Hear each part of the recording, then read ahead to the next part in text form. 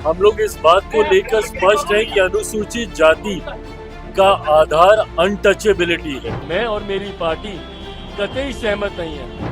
अनुसूचित जाति, जनजाति, पिछड़ा वर्ग के लोगों के तमाम चिंताओं को मैंने रखने का काम किया। सियासत में जरूरी है जरा हंसना हंसाना भी, मुकम्मल बात भी कहना और थोड़ा मुस्कुराना भी। अपने पिता रामविलास पासवान की तरह ही चिराग पासवान भी इस फन में माहिर होते जा रहे हैं।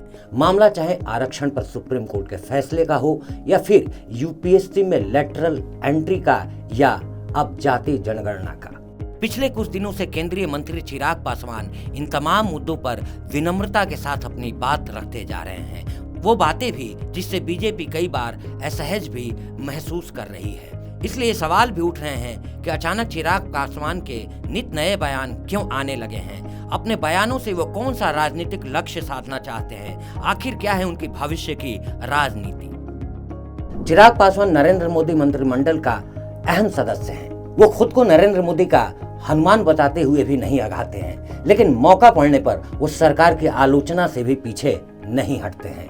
पिछले कुछ दिनों से आए उनके बयानों से बीजेपी असहज महसूस कर रही है। चिराग आरक्षण पर सुप्रीम कोर्ट के फैसले के खिलाफ सार्वजनिक तौर पर बयान दे चुके हैं। उन्होंने वक्फ बोर्ड पर लाए गए बिल और लेटरल एंट्री पर आए यूपीएससी के विज्ञापन पर भी आपत्ति जताई थी। चिराग इन दिनों दलितों के मुद्दों पर काफी मुखर है और हाल ही में उन्होंने राहुल गांधी के जाति जनगणना वाले बयान के बाद एक बार फिर से जाति जनगणना की वकालत की है, जिसको लेकर ऐसा कहा जा रहा है कि चिराग ने राहुल गांधी के सुर में सुर मिलाया है। जबकि इस बारे में चिराग पासवान क्या कहते हैं, ये भी सुनिए।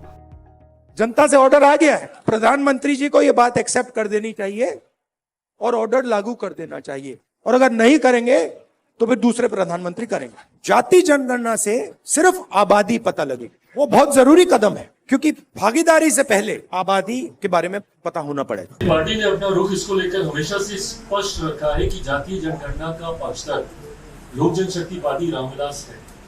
हम लोग चाहते हैं कि जातीय जनगणना हो, मैं इन आंकड़ों को सार्वजनिक करने का पक्षधर नहीं हूँ। चिराग इन दिनों दलितों के मुद्दों पर काफी मुखर हैं। उनकी राजनीति में आए इस बदलाव के बाद राजनीतिक पंडितों को चिराग पासवान में राजनीति का एक मौसम विज्ञानी नजर आ रहा है। राजनीति में मौसम विज्ञानी का मतलब एक ऐसे राजनेता से है जो राजनीतिक हवाओं का रुख समय रहते भांप लेता है। उनके पिता रामविलास पासवान को भी मौसम वैज्ञानिक ही कहा जाता था।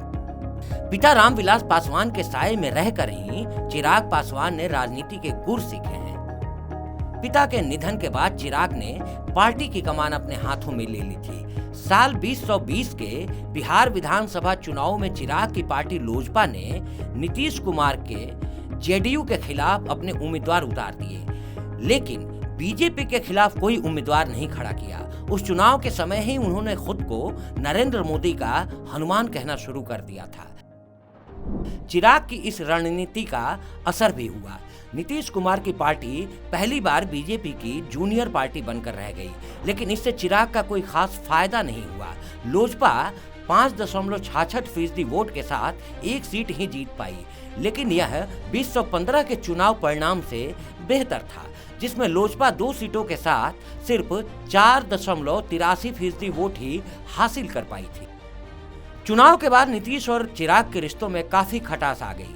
चिराग की पार्टी नरेंद्र मोदी सरकार को बाहर से समर्थन करती रही। बाद में लोजपा सांसदों ने चिराग के चाचा पशुपति पारस के नेतृत्व में बगावत कर दी।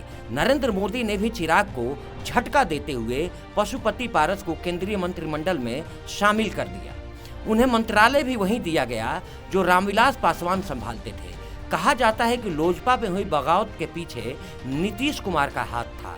इस बगावत के बाद चिराग पासवान ने खुद को संभाला।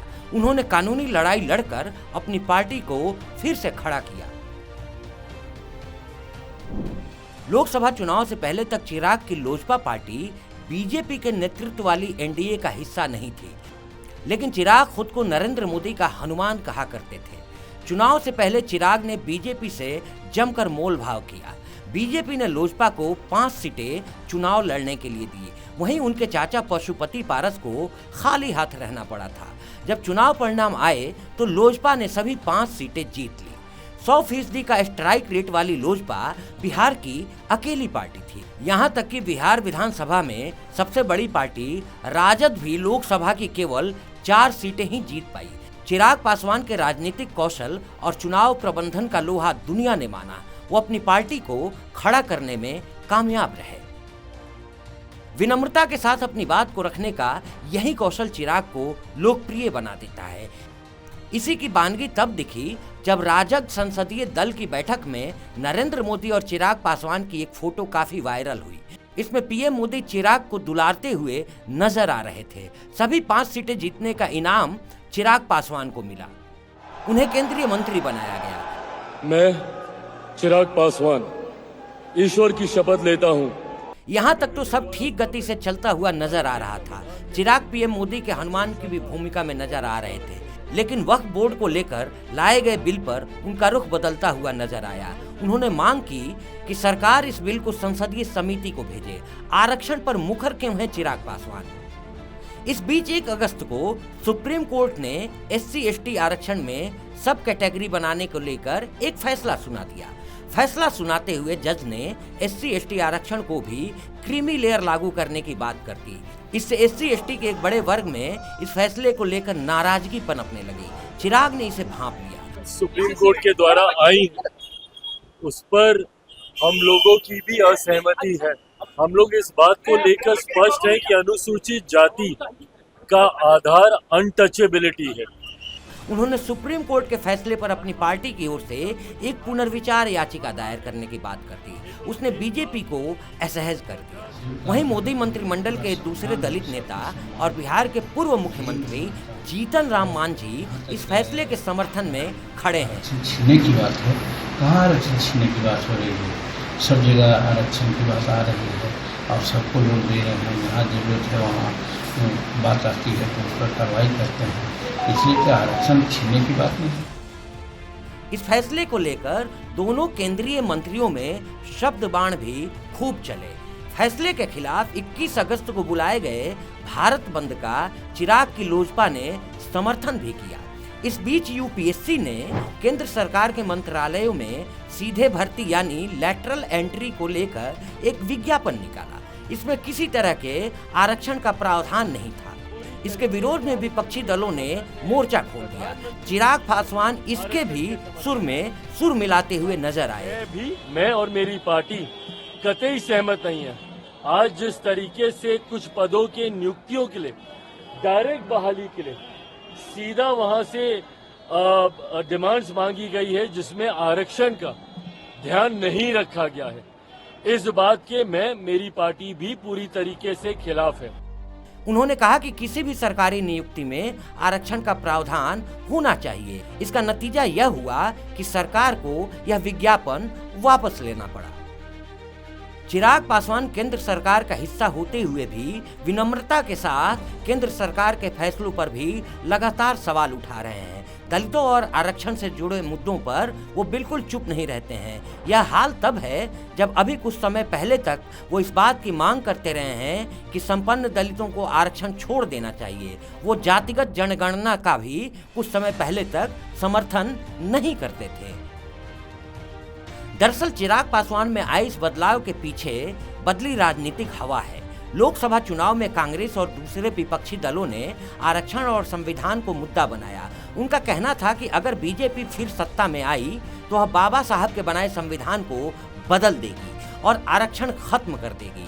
चुनाव में यह मुद्दा काम कर गया। इसका परिणाम यह हुआ कि बीजेपी अपने दम पर बहुमत लाने में कामयाब नहीं हो पाई। इससे दलितों और वंचितों के मुद्दों की ताकत का एहसास चिराग पासवान को हुआ है। इसलिए वो दलितों के किसी मुद्दे पर चुप नहीं रहते हैं। उन्हें अगर अपनी ही सरकार के विरोध में आवाज उठानी पड़ती है तो भी वो पीछे नहीं रहते हैं। चिराग का वोट बैंक भी दलित वर्ग ही है। तमाम उतार चढ़ाव के बाद भी चिराग का वोट बैंक 5-6% के बीच बना हुआ है। इतने बड़े वोट बैंक को कोई भी पार्टी नजरअंदाज नहीं कर सकती है। वहीं आरक्षण पर सुप्रीम कोर्ट के फैसले के बाद जिस तरह चिराग पासवान लगातार बयान दे रहे हैं, उससे अंदाजा लगाया जा रहा है कि उनका वोट बैंक बढ़ भी सकता है। पिछले 2 दिन Chirag Paswan social media site X पर लगातार ट्रेंड कर रहे थे। लोग उनके बयानों के लिए उनकी तारीफ कर रहे थे। बिहार विधानसभा के चुनाव और चिराग पासवान की इस सक्रियता का एक दूसरा पहलू अगले साल होने वाला बिहार विधानसभा का चुनाव भी है। चिराग इन बयानबाजियों से बीजेपी से एक बार अधिक से अधिक सीटें लाने की कोशिश कर रहे हैं। लोजपा संसद में आरजेडी से बड़ी ताकत तो है, लेकिन विधानसभा में उसकी मौजूदगी न के बराबर है। ऐसे में चिराग चाहते हैं कि लोजपा बिहार विधानसभा में भी एक बड़ी ताकत बनकर उभरे। रामविलास पासवान के निधन के बाद से बिहार और देश में दलित नेतृत्व में एक रिक्तता आई है। चिराग की नज़र इसी खाली जगह को भरने पर भी लगी हुई है। मायावती की पार्टी बसपा संसद में शून्य है, उसका जनाधार भी लगातार खिसक रहा है। ऐसे में चिराग को राष्ट्रीय राजनीति में दलित चेहरे के रूप में अपनी जगह भी दिखाई दे रही है। चिराग इस दिशा में कदम बढ़ा रहे हैं। उनकी नज़र बिहार के साथ साथ पड़ोसी झारखंड में भी लगी हुई है। चिराग वहां भी बीजेपी से मोल भाव कर सकते हैं। इसी को ध्यान में रखते हुए चिराग ने अपनी पार्टी की राष्ट्रीय कार्यकारिणी की बैठक 25 अगस्त को रांची में बुलाई और इस बात का ऐलान भी कर दिया कि उनकी पार्टी लोजपा रामविलास पूरे दमखम के साथ झारखंड विधानसभा चुनाव लड़ेगी। बिहार में बिहार फर्स्ट, बिहारी फर्स्ट की सोच के साथ मैं आगे बढ़ रहा हूँ, जिसमें बिहार को विकसित राज्य, और जब मैं बिहार का जिक्र करता हूँ इसलिए मैं ये उदाहरण भी दे रहा हूँ क्योंकि जब मेरा जन्म हुआ था उस वक्त झारखंड बिहार का ही हिस्सा था, हम सब एक ही थे। ऐसे में समस्याएं ज्यादा अलग नहीं है। झारखंड बिहार पलायन को लेकर हो, बेरोजगारी को लेकर हो, विकास को लेकर। इन्हीं बदले हालातों के मद्देनजर बीजेपी भी अपने राष्ट्रीय प्रवक्ता गुरु प्रकाश पासवान को अब चिराग पासवान के विकल्प के रूप में देखने लगी है। चिराग के इन कदमों से बीजेपी असहज हो रही है। ऐसे में बीजेपी बिहार में चिराग के विकल्प की तलाश कर रही है। चिराग के विकल्प के रूप में बीजेपी अपने प्रवक्ता गुरु प्रकाश पासवान को आगे बढ़ा सकती है। गुरु प्रकाश पासवान अटल बिहारी वाजपेयी की सरकार में मंत्री रहे डॉक्टर संजय पासवान के बेटे हैं। चिराग और गुरु प्रकाश एक ही जाति के हैं। ऐसे में गुरु प्रकाश पासवान वोट बैंक को भी साध सकते हैं और ये पासवान वोट बैंक अभी चिराग पासवान के साथ बना हुआ है।